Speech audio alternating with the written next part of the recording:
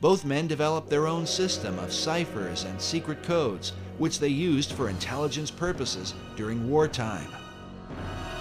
And both men were deeply involved in the Masonic and Rosicrucian movements of their day. Franklin was a member of Masonic and secret orders in America, in England, and in France, the three countries involved in the American Revolution.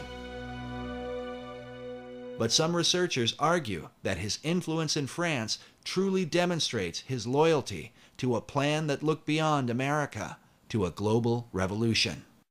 He was the master of the Lodge of the Nine Sisters, Neuchoir, the Lodge of the Nine Sisters right in Paris, and that's where the revolution started, incidentally. So he was lodge master there every time he visited the place. He, as so many young people, very intelligent people, really believed that man could create a better society without being totally reliant upon God. And of course, we know that eventually he went to France, and when he was in France as the American ambassador to France, he was instrumental in pushing these ideas that led to the French Revolution. Franklin went to France to convince King Louis XVI to finance the American Revolution. But in the process, Franklin was preaching radical ideas that would later on inspire the French to overthrow Louis, the very monarch who had helped to pay for the founding of America. Americans desperately needed money to fight the War of Independence because, according to Franklin, England had ruined their economy to keep America from becoming too prosperous. When he was ambassador to England, the Bank of England said, how come America, the representatives of the Bank of England said, how come America is getting so rich? And Franklin, in his autobiography, recounts the story. He said, well, that's easy. In America, we create our own money and we owe no interest to pay to no one. So the Bank of England said, oh, that's very interesting. So they immediately had passed through Parliament the Currency Act of 1764. And what did the Currency Act do? It outlawed the creation of America's own money and put America on the gold standard, made Americans pay their taxes in gold or silver coin, which of course was very scarce in the American colonies in those days. So what was the result? It immediately plunged America into a deep depression. Franklin says that this depression, and everyone in America was well aware of what the depression, who caused the depression, why it was caused, just because England outlawed America just simply printing its own money, and that it was this Currency Act of 1764 that was really the root cause of the American Revolution, because it caused so much unemployment and a terrible economic upheaval. And Franklin's quote is, we could have endured a little tax on tea and other matters, but it was England's taking away our ability to create our own currency that was really the root cause of the revolution. And so King Louis supported the American cause through financial aid and the use of troops. But some years later, many of the French soldiers who fought for America would return to France to fight the French Revolution. Among their leaders would be an American hero, the Marquis de Lafayette, who served alongside George Washington. Lafayette was also a Freemason and close acquaintance of Benjamin Franklin, the man who seemed to be the friend of nearly all the revolutionaries of the day. It was Benjamin Franklin who initiated Voltaire himself in 1778. He could then brag and say, oh, Voltaire was a Mason.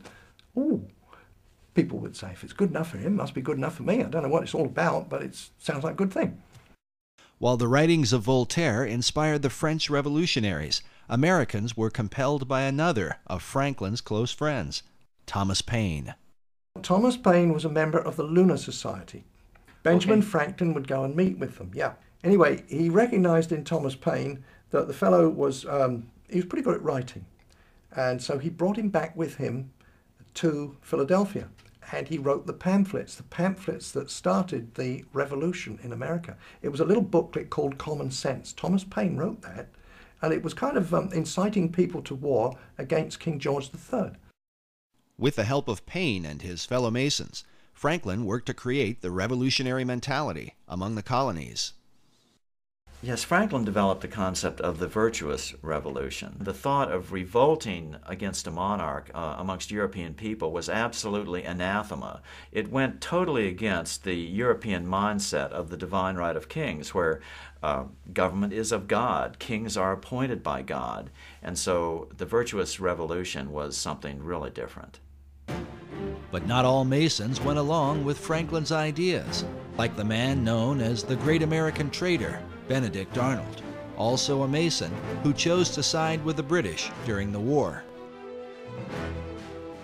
Nevertheless, for good or for ill, Masonry was clearly at the helm of the War of Independence. It seems ironic, however, that American Masonry today owes its allegiance to the very country it rebelled against. Modern Masons trace their official beginning to the United Grand Lodge of England, founded in 1717.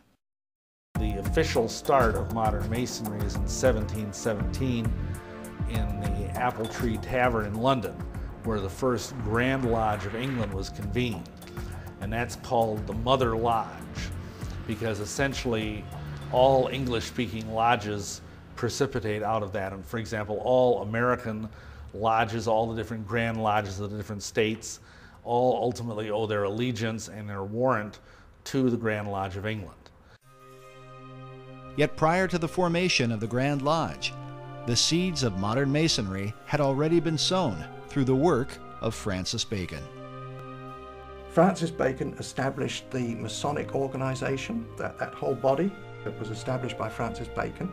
The ethical programs that were inherent within that, he was responsible for all those.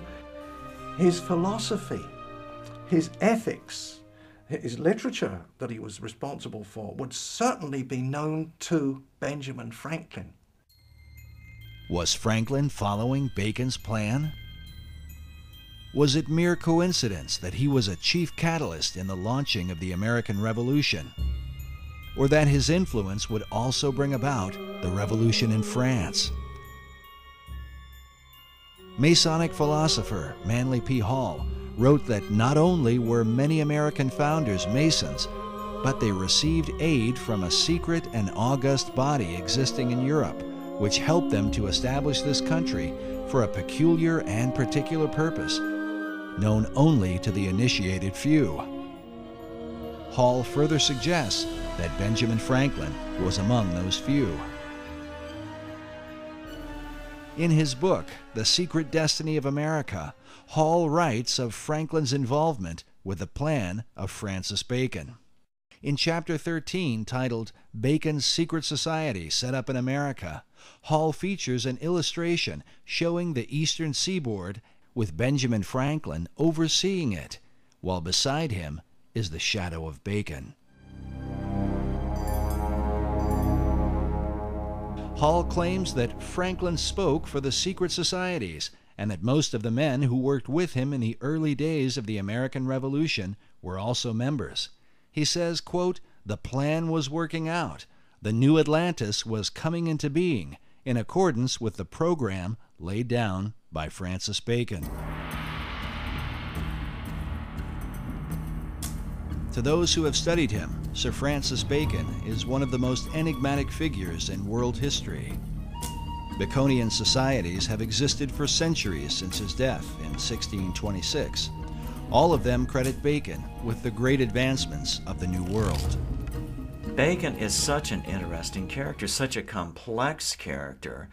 He was right at the center of the storm politically. He even claimed in one of his writings that he was in possession of all knowledge.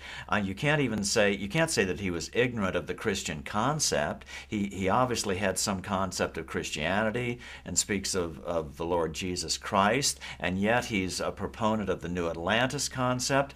Just a very complicated character. Bacon is known as the father of modern science and the grandfather of the English Enlightenment.